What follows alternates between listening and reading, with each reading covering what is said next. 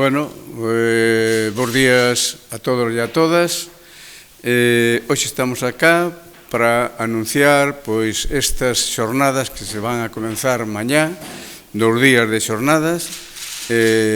Bueno, estas xornadas son as xornadas que estábamos todos deseando facelas.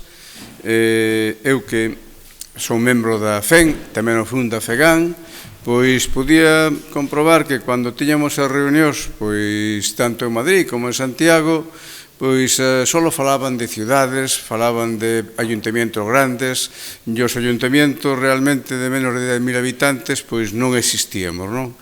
E somos os que estamos tendo pois máis problemas en despoblación, un montón de problemas, non? Entón, eu sempre dicía que tamén a nosa xente envellece nos ayuntamentos pequenos, a nosa xente pois ten problemas de que se vai quedando sola, que os ayuntamentos non están perdendo población e que non se fai absolutamente nada, e convencín, neste caso a FEN, de que existíamos, non? E a partir de aí, pois, me dixeron, bueno, que podemos facer?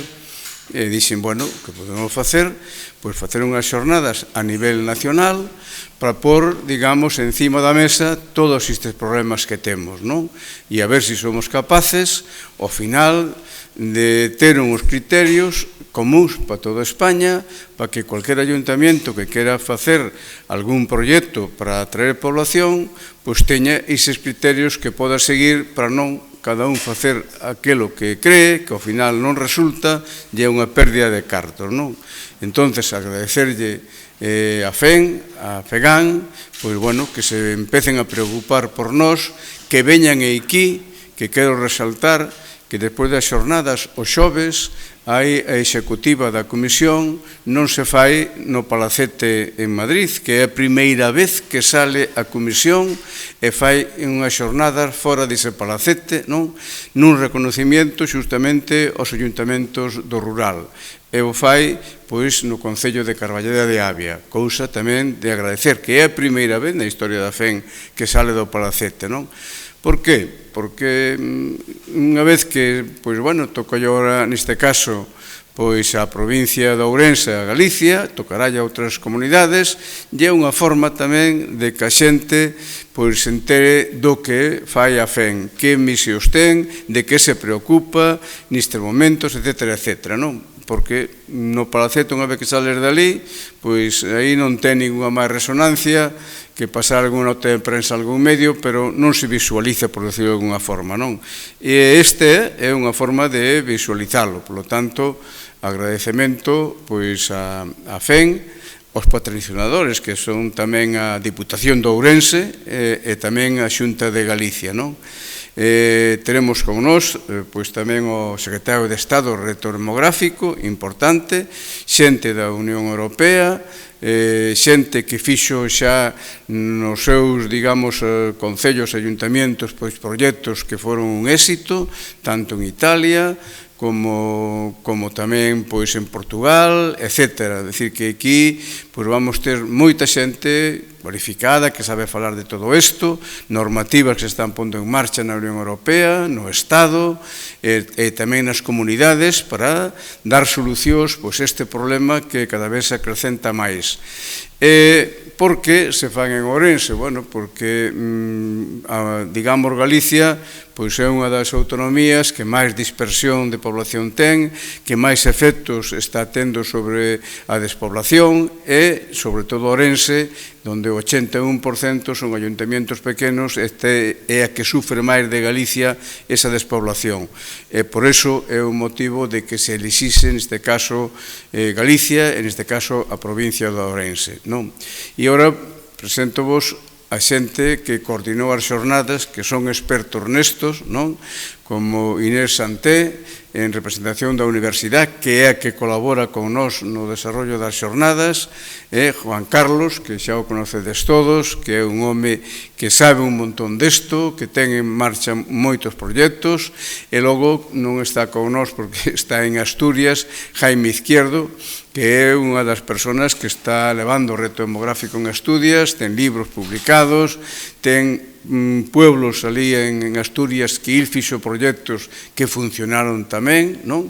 E, polo tanto, pois é un orgullo para min contar con toda esta xente sin a cual, evidentemente, non podían desarrollar estas xornadas. Lembrar que o obxectivo das xornadas é precisamente lembrar o papel esencial das vilas, dos povos, do medio rural, no benestar non só da poboación rural, senón da sociedade en xeral. Os grandes retos que afrontamos como sociedade, como pode ser a transición ecolóxica, a transición enerxética, o reto demográfico, pasan necesariamente polo medio rural.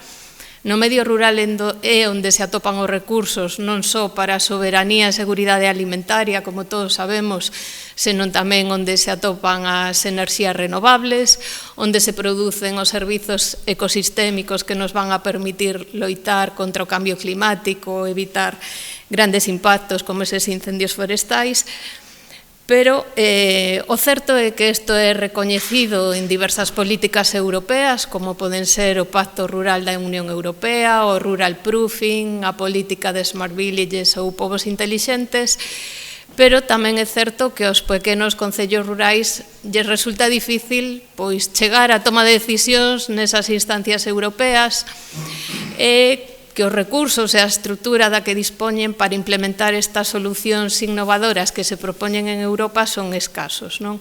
Entón, o que se propón con estas xornadas é colaborar entre todos os concellos rurais de España, crear redes de colaboración, facer masa crítica para consensuar entre todos eles pois as medidas e actuacións que deben levarse a cabo, non? Digamos, codiseñar entre todos unha folla de ruta que presentar as distintas administracións regionais, nacionais e incluso europeas para poñer os concellos rurais no centro de todas as políticas, non? Cando se fan pois, os distintos tipos de actuacións, por exemplo, en materia de vivenda, pois que se fala de facer numerosas vivendas, ter tamén en conta o que pasa no medio rural, non? Onde, por exemplo, temos un elevadísimo número de vivendas deshabitadas que poden ser un recurso para poñer en valor as nosas vilas e os nosos povos. En definitiva, que entre todos se poidan diseñar as actuacións a levar a cabo para revitalizar os nosos povos, as nosas vilas, que se teñan en conta nas diferentes políticas de todas as administracións. La verdad es que tenemos una oportunidad única, que desde Ourense queremos lanzar un mensaje. Los pueblos no son pasado, los pueblos son futuro. Lo que se consigue ahora mismo impulsando por parte de Luis Milia, por parte de lo que es también con el apoyo de la FEN, FEGAM, Diputación, Xunta, podemos hacer ver que el rural es un lugar para vivir y para trabajar, es un lugar para vivir y para emprender y es un lugar para vivir más y mejor. Nosotros creemos, con todos los interlocutores que van a estar estos 2 días, en que si no es un buen lugar para vivir, no es un buen lugar para visitar. Y esa es la oportunidad que tenemos entre todos los municipios de España, por debajo de 10.000 habitantes, poder formar parte de un acuerdo rural en que nos permita también visualizar y darle vida a lo que son las estrategias y los acuerdos para que podamos tener como casos de éxito ya referentes que vamos a trabajar en estas 2 jornadas para que nos permita claramente ver un rural en que vamos a verlo otra vez renacer, y ese es el objetivo y el espíritu de lo que es también Acuerdo Rural. Restaurar pueblos, no solamente restaurar pueblos, es restaurar vidas, y es lo que se quiere desde lo que es ahora mismo un foro y un congreso como Acuerdo Rural, y que realmente nuestra voz se pueda amplificar. Gracias. Hai alrededor de 100 inscritos. Veñen sobre todo representantes de concellos. Hai moitos alcaldes, pero tamén técnicos, concelleiros, de moitos concellos galegos, pero tamén de outros concellos de España. En concreto, pois teño apuntado aquí da lista, veñen de Asturias, de Cantabria, La Rioja, Cáceres, Valencia, Toledo, Ávila, pero tamén hai outros perfiles. Veñen tamén xente da universidade, ven xente de asociacións, fundacións vinculadas ao desenvolvemento rural, incluso de entidades empresariais e financieras.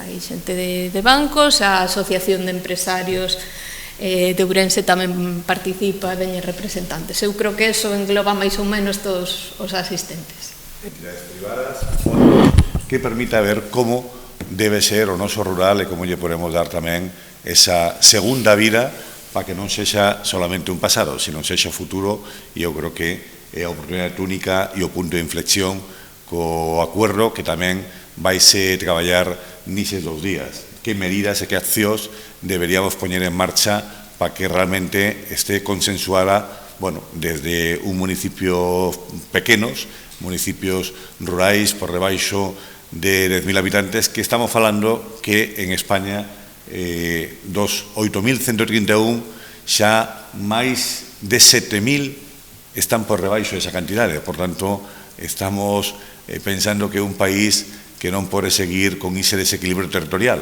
Non se pode vivir máis do 80% da xente en menos do 20% do territorio. Por tanto, ese é o obxectivo de acordo rural, para min, claramente, un posicionamento que temos aquí o impulsor, Luis Milia, de como, desde un concello pequeno, pode se dar voz a toda España, a acollida realmente xa non é un tema de cantidades, sino que podamos ter todo o mundo claramente representado desde Valencia, Rioja, Asturias, para que cheguemos tamén todos xuntos ao mismo acordo, non? O acordo rural.